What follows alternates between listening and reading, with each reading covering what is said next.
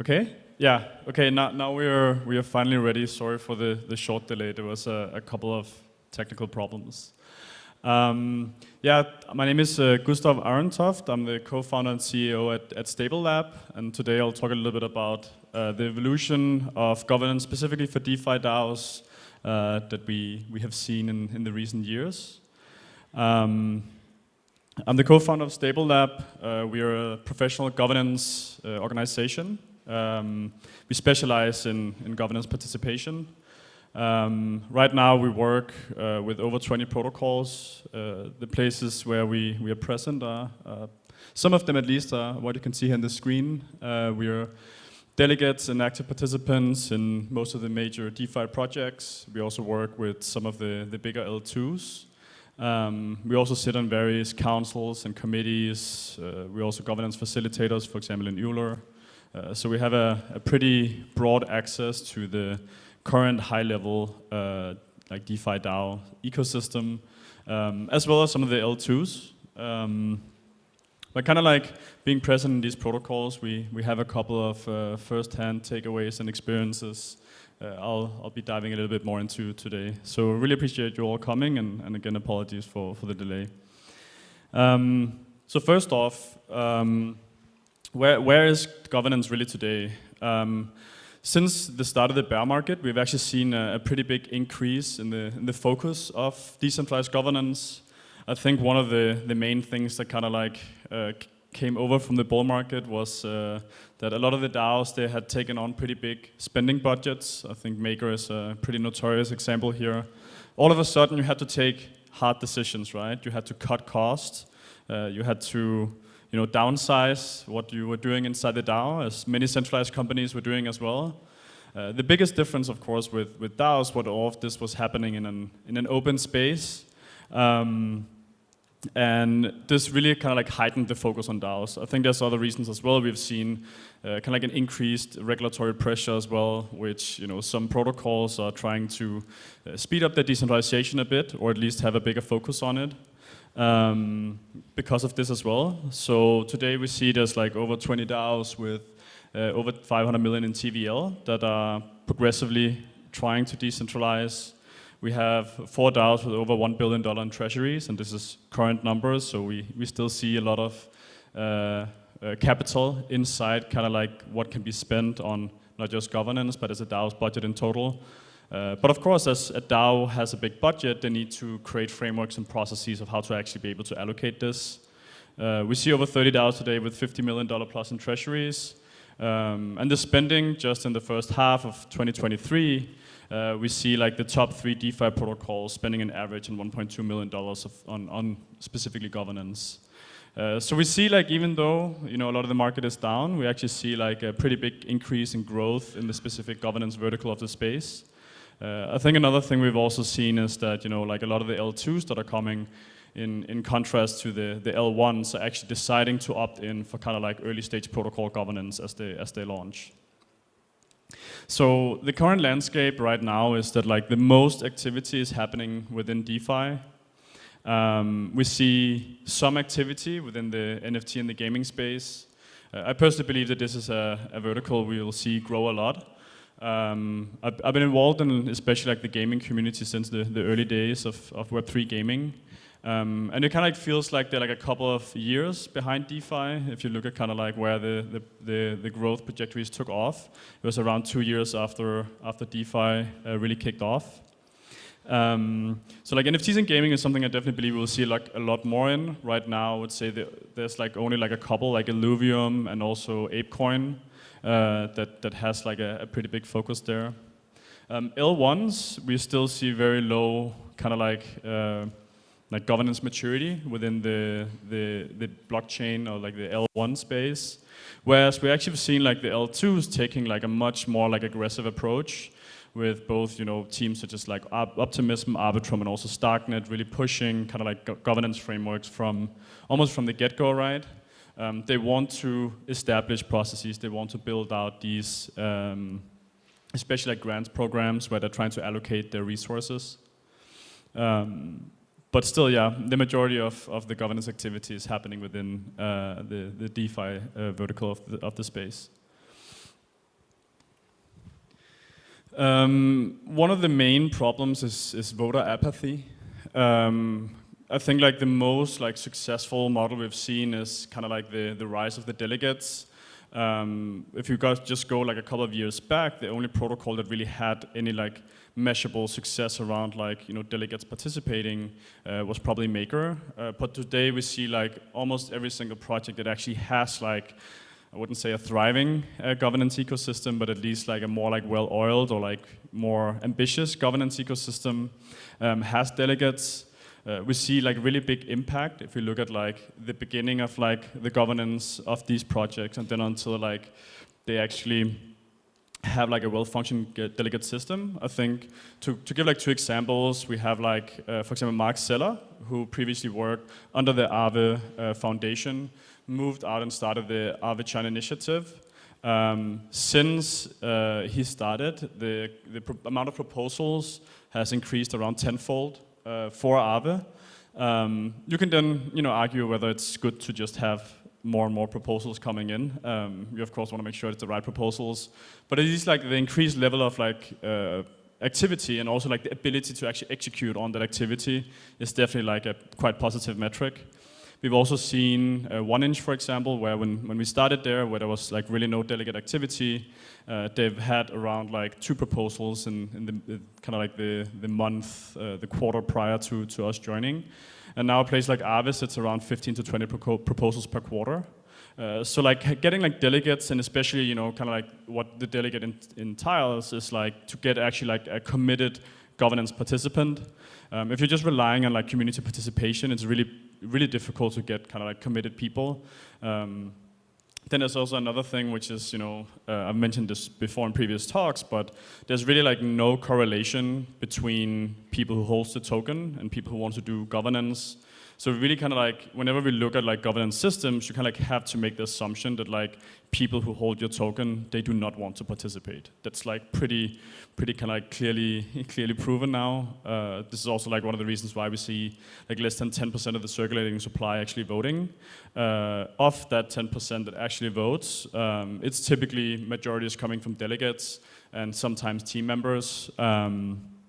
But really, like, and especially also like if we talk with some of the earlier projects, they're kind of like starting out this journey, and they also have this perception that like, oh, like our investors, like our VCs will participate. Like they will not, like none of the VCs really participates. On very rare occasions they do, but you really want to have like committed like governance participation, then you should look like elsewhere. Another thing which also this has kind of like rise in like the delegate part of the space has created is the kind of like the establishment of professional delegate organizations, which we also are ourselves.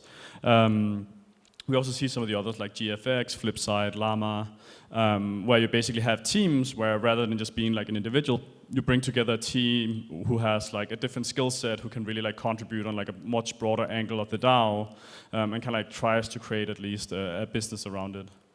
And this is all kind of like resulted in like a pretty big like activity increase across the board. So kind of like the rise of like governance participation like prior to kind of like the bear market kicking off, and like the rise of these like especially like professional delegate organizations in contrast to today has also increased manifold. Another thing that we have experienced a lot inside the DAOs is kind of like another one of these, you can call them trilemmas, where basically we see like there's like a really big difference between what the contributors of the DAO want. So this is often like the delegates, the governance participants, people often who are like appointed by the foundation to run or like at least like try to grow the governance operations. Then there's what the foundation wants, and then there's what the community wants. So especially like between like the foundation and the DAO contributors, we often see like a lot of friction. There's kind of like where the foundations want to take the project, and then there's where like the DAO actually thinks it should be taken. Also about like what the DAO contributors thinks that the scope for what they should be paying for example. So we sometimes see kind of like proposals coming from the foundation or from teams that are very aligned with the foundation coming in, and like the DAO contributors being like, you know, what is this really, and like, should we really be paying for this? There was also the pretty, I would say like famous example that happened with Arbitrum Foundation, where they kind of like had already taken a really big budget, where the DAO was like, when it came, like, hey, like, is this really what we should be paying for? So kind of like the assumption from the foundation is often that like the DAO treasury is something that they quite easily can like access and distribute to what they want. But especially once you start having a little bit more activity in the DAO, creating like its own culture and understanding of what they should be doing, this friction can kind of like arise. Then you have the community. The community often displays itself as like, you know, someone just coming in and making like a single forum post or like a single like sharp comment about something that is being proposed in there. So it's like a little bit more sporadic. It's not like a constant friction, but it happens like a little bit more sporadic, where again there's kind of like often like a lack of alignment between like what the community, you know, might want to like have from the DAO compared to what the DAO itself thinks that it should be pushing.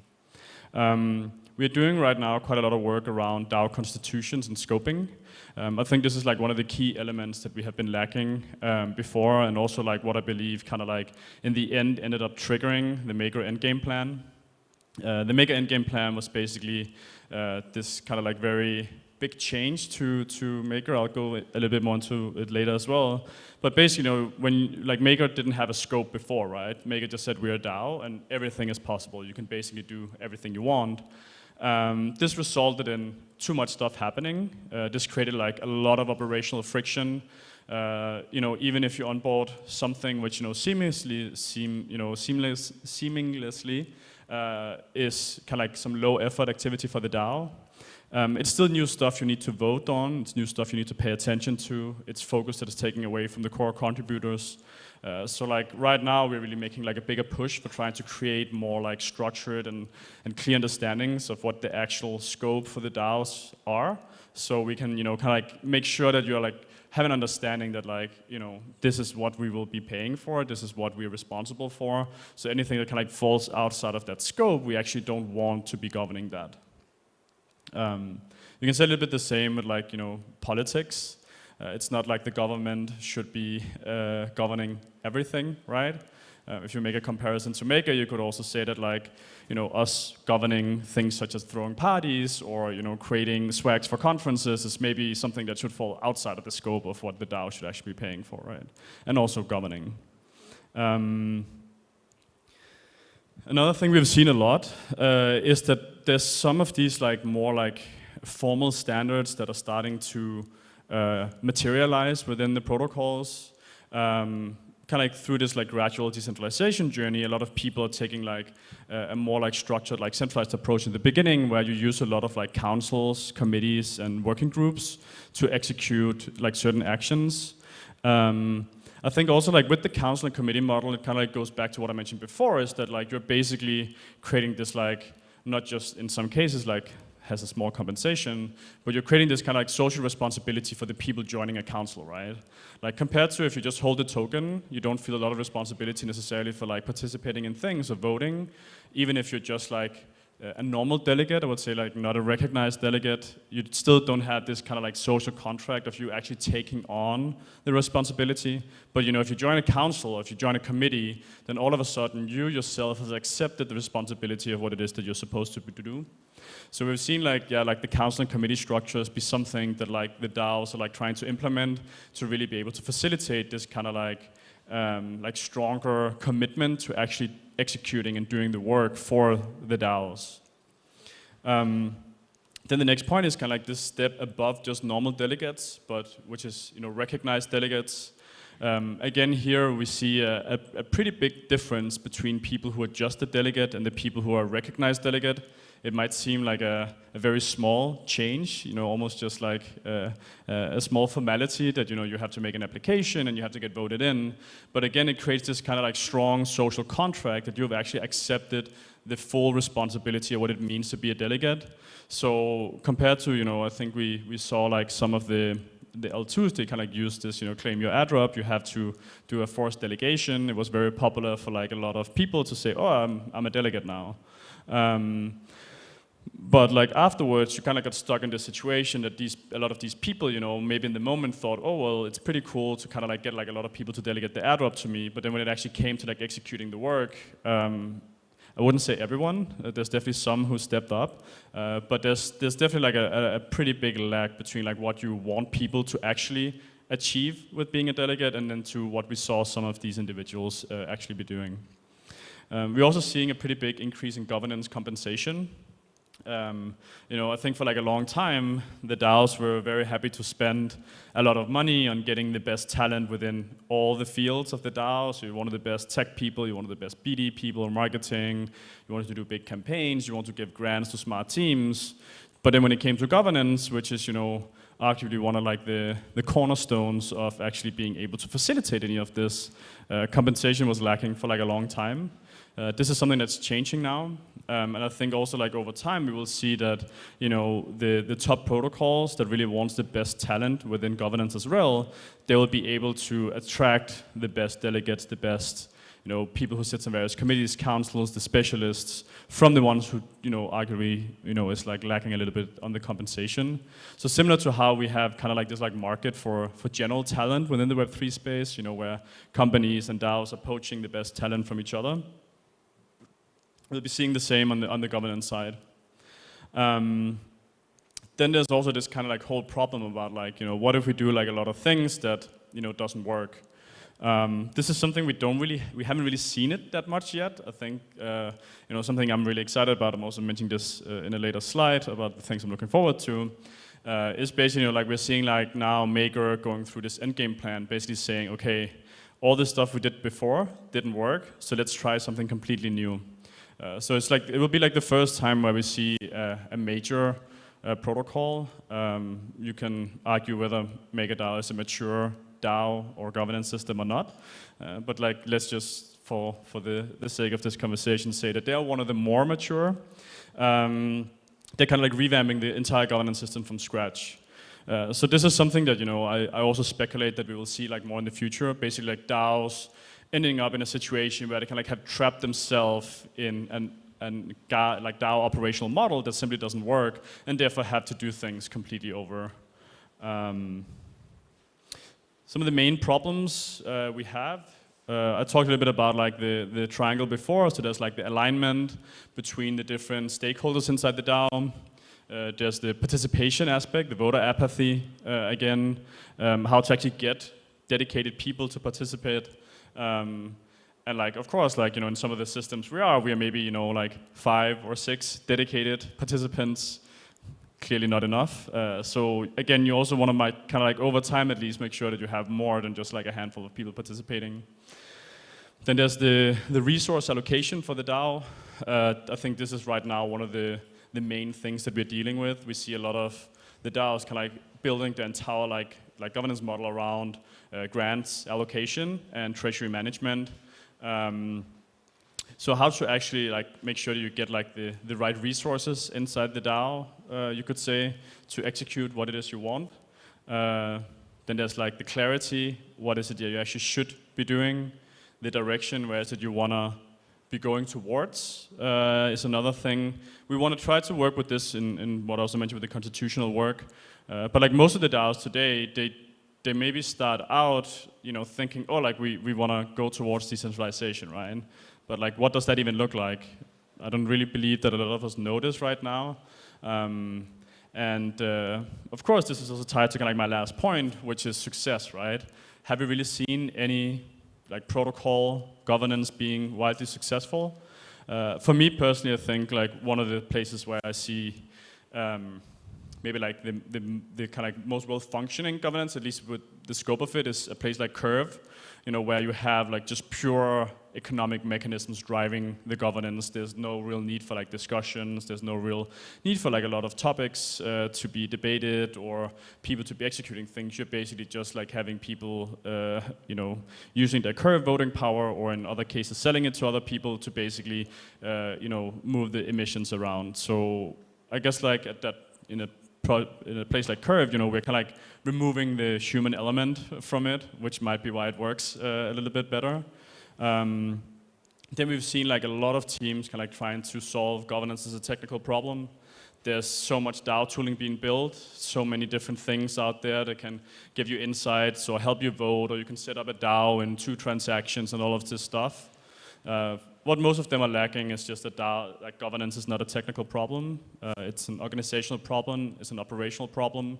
So to really solve kind of like governance today, we need a much bigger focus on the operations. We cannot continue to think we can just throw more technology at it and then it will kind of like solve itself over time. This will just not happen. So, okay, some of the things for like the younger protocols, there's kind of like this like idea, you know, like build it and, you know, they will come. Like this will just like not happen. You really need to be very proactive in getting governance participants. You need to talk with your community. You need to talk with people you want to have coming in. You need to create this kind of like relationship with them where they actually will be dedicated, right? So this is a lot about being proactive. Not saying that you should steer the entire process, but you should really try to kind of like get the right people coming in. You also need to be very realistic about like where you are. I think like a lot of projects and DAOs, you know, they kind of like, you know, overshoot a little bit their capabilities or, you know, like what they're able to do. So yeah, like be like very realistic about it. And then the participants, they really matter a lot. And then, yeah, you know, like the DAO you want and the DAO you'll get is often very, very 2 different things. So it's also not something that you can just kind of like initiate. You need to like constantly work on actually setting it up. Yeah, I have very little time left, so I'm just quickly gonna go through like the last like 2 slides. Some of the things I'm excited about, the Maker Endgame plan. I'm also really excited about some of these newer projects that are taking like a more like governance agnostic approach. Like Anya is a novel DeFi setup, borrowing and lending market, no governance, no oracles. So there you can create governance mechanisms around other things, but you can kind of like have a protocol that works with like a governance minimalization. And then we also just see a lot of growth around DAOs, moving towards decentralization. So like in the coming years, we'll really see like so many advancements and so many good things happening within the DAO space. Yeah, so if you want to get in touch with us, our website is here, my email is here, Twitter. We are actually right now looking for new delegates to join our delegate team. So if you want to come in and join the market leader within the active governance participation, feel free to reach out to us. And yeah, thank you so much for joining today.